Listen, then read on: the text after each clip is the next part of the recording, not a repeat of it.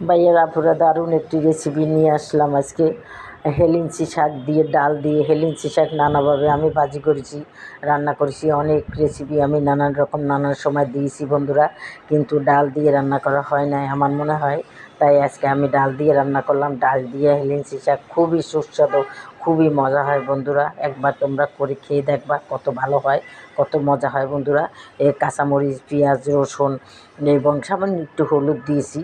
এইসব দিয়ে আমি শাকটাকে ডাল দিয়ে রান্না করেছি। তারপর আবার ফোড়ন দিয়েছি বন্ধুরা। তোমরা যদি এর পুরা প্রণালী দেখতে চাও তাহলে বন্ধুরা আমার বড় ভিডিওগুলো দেখে নিতে হবে। ফেসবুক, ইউটিউব এবং আমার পেজ আছে, এগুলোর ভিতরে তোমরা দেখে নিতে পারো বন্ধুরা। তাহলেই বুঝতে পারবে আমি কিভাবে রান্না করেছি। তাহলে দেখো, তোমাদের যদি ভালো লাগে একবার রান্না করে খাবে।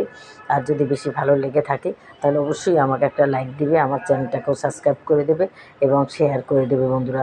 তাহলে নতুন নতুন বন্ধুরা দেখবে আর আমি সুন্দর সুন্দর ভিডিও নিয়ে আসতে পারবো বন্ধুরা। বন্ধুরা, সবার হাতের রান্না এক রকমের হয় না, এক একজনের রান্না এক এক রকমের হয়। যাই হোক, আমি এভাবে রান্না করেছি, তোমরা এভাবে রান্না করে একবার খেয়ে দেখবা বন্ধুরা।